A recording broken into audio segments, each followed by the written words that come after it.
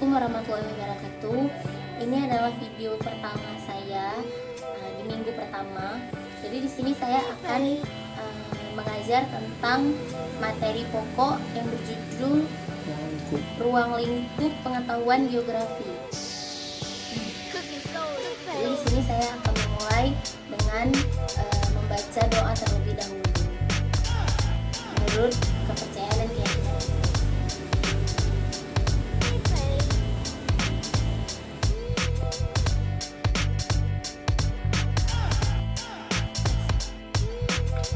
Ini saya akan memberitahu dulu pertama tujuan dari pembelajaran yang saya lakukan, yaitu yang pertama adalah mengenal dan memahami konsep-konsep yang berkaitan dengan geografi. Yang kedua, merumuskan ruang lingkup kajian geografi. Yang ketiga, memahami ruang lingkup pengetahuan geografi. Dan yang keempat, berpikir logis, kritis, rasa ingin tahu, kolaboratif, dan terampil memahami fenomena geografi di lingkungan sekitar kita. Geografi adalah disiplin ilmu yang berusaha untuk menguraikan dan menginterpretasikan karakter variabel yang dari satu tempat ke tempat yang lain. Misalnya bumi sebagai tempat kehidupan manusia. Terus geografi juga ada juga dimaksud ilmu pengetahuan tentang perkembangan sosial yang pengujiannya terhadap teori-teori yang menjelaskan dan memperkirakan distribusi spasial dan lokasi berbagai karakteristik dari permukaan bumi. Di sini saya juga akan menjelaskan tentang ruang lingkup geografi. Geografi sebagai ilmu terus berkembang. Jadi perkembangannya itu begitu luas sehingga para pakar geografi cenderung untuk membagi geografi ini menjadi beberapa cabang ilmu. Jadi di sini bumi itu dikelompokkan menjadi 3 lingkungan, yaitu lingkungan fisik, lingkungan biologis, dan lingkungan sosial. Jadi lingkungan fisik ini bisa disebut juga dengan lingkungan abiotik. Lingkungan fisik atau abiotik adalah segala sesuatu di sekitar manusia yang berupa makhluk tak hidup. Misalnya itu seperti tanah, udara, air, dan sinar matahari. Yang kedua itu ada lingkungan biologis. Lingkungan biologis atau biotik adalah sebagai segala sesuatu di sekitar manusia yang berupa makhluk hidup seperti binatang, tumbuhan, dan manusia. Yang ketiga itu ada lingkungan sosial. Lingkungan sosial adalah segala sesuatu di sekitar manusia yang berwujud tindakan atau aktivitas manusia, baik dalam hubungan dengan lingkungan alam maupun hubungan antar manusia itu sendiri. Jadi ketiga lingkungan itu. Terus di sini juga ada yang namanya ilmu penunjang geografi. Ilmu penunjang geografi yang saya maksud ilmu yang menerapkan aspek fisik, meliputi geografi matematika, geologi, geomorfologi, meteorologi, oseanografi, dan sebagainya.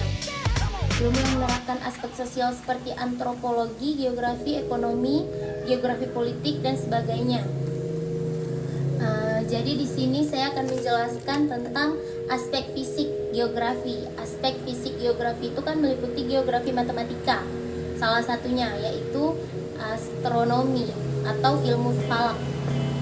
Ilmu yang objeknya mempelajari benda-benda langit, bumi sebagai satelit, matahari sebagai bintang-bintang di langit.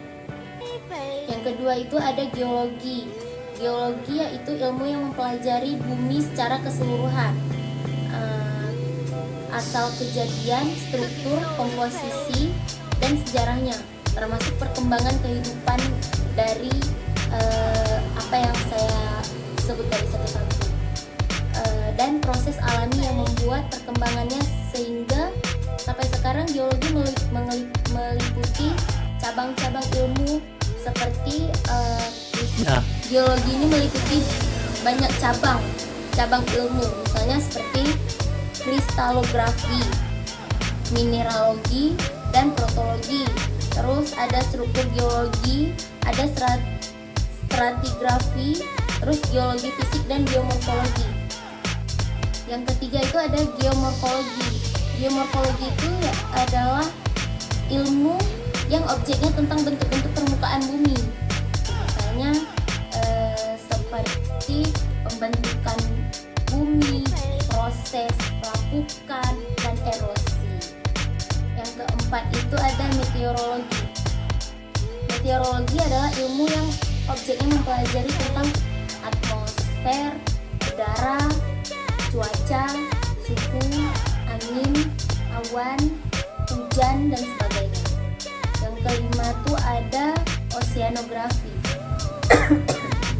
Oceanografi itu adalah ilmu yang objeknya mempelajari tentang perairan laut serta gerakan pasang surut laut, arus laut, kedalaman laut, terus temperatur lautnya itu gimana, kadar garam yang ada di dalam air laut itu seperti apa, ada kadar garamnya itu ada berapa banyak gitu. Terus dan nilai ekonomisnya, juga tentang geologi dasar laut dan sebagainya. Terus di sini saya juga akan menjelaskan tentang aspek sosial dari ruang lingkup geografi. Aspek sosialnya itu salah satunya meliputi geografi sosial atau sosiologi, yaitu ilmu yang mempelajari tentang struktur sosial dan proses sosial termasuk perubahan sosial, yaitu misalnya seperti kaidah-kaidah sosial, lembaga-lembaga, kelompok-kelompok sosial, dan lapisan sosial. Sedangkan proses sosialnya itu adalah mempengaruhi timbal balik sebagai kehidupan bersama. Yang kedua itu ada geografi ekonomi, geografi sosial ekonomi. Itu seperti ilmu yang objeknya itu mempelajari hubungan timbal balik. Jadi ada hubungan timbal balik antara manusia dengan manusia lainnya. Terus manusia dengan lingkungan dalam rangka memenuhi kebutuhan hidup untuk mencapai kesejahteraan dalam hidupnya. Misalnya kayak ada hubungan timbal balik antara manusia dengan alam. Kita membutuhkan alam, alam juga membutuhkan kita. Atau misalnya kayak kita tanam bunga aja, bunga itu kan harus disiram. Jadi kalau bunga itu seandainya kan hujan itu kan nggak setiap hari. Jadi kalau nggak ada hujannya manusia menyirami bunganya itu. Terus yang ketiga itu ada geografi politik.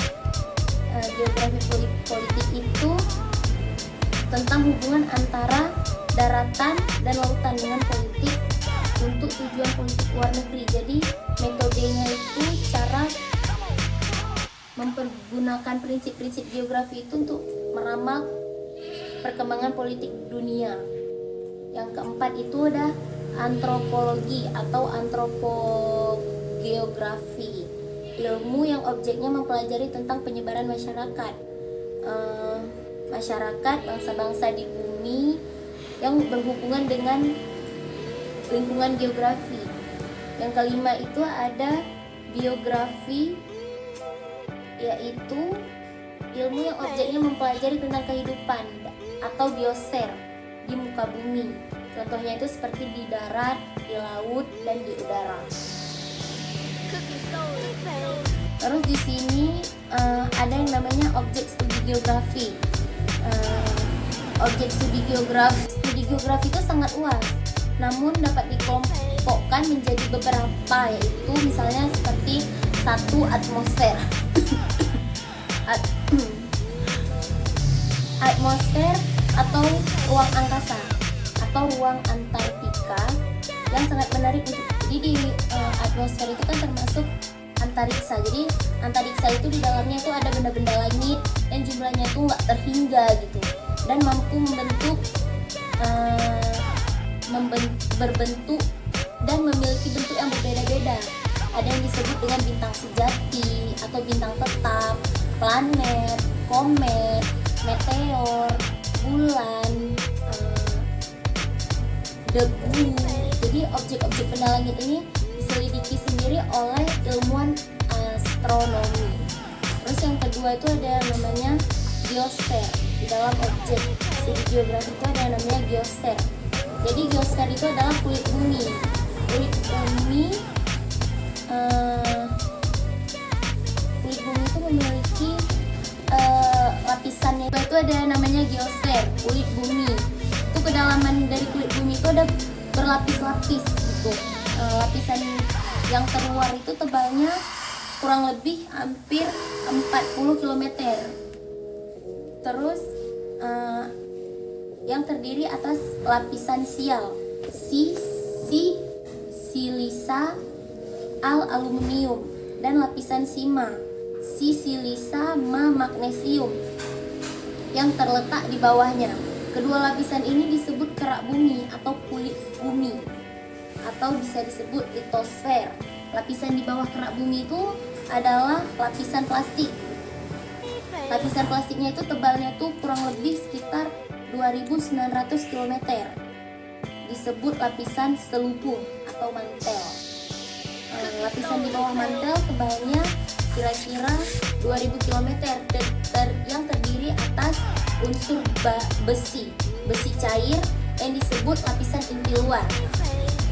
Terus lapisan di bawah inti luar itu adalah lapisan inti bumi yang terdiri atas unsur besi padat dengan jari-jari kurang lebih 1.370 km, baik inti luar maupun inti dalam yang disebut barisfer. Terus lapisan barisfer ini terdiri atas unsur nikel dan besi. Mengenai struktur dan komposisi batu-batuan kulit bumi diselidiki oleh ilmu geologi.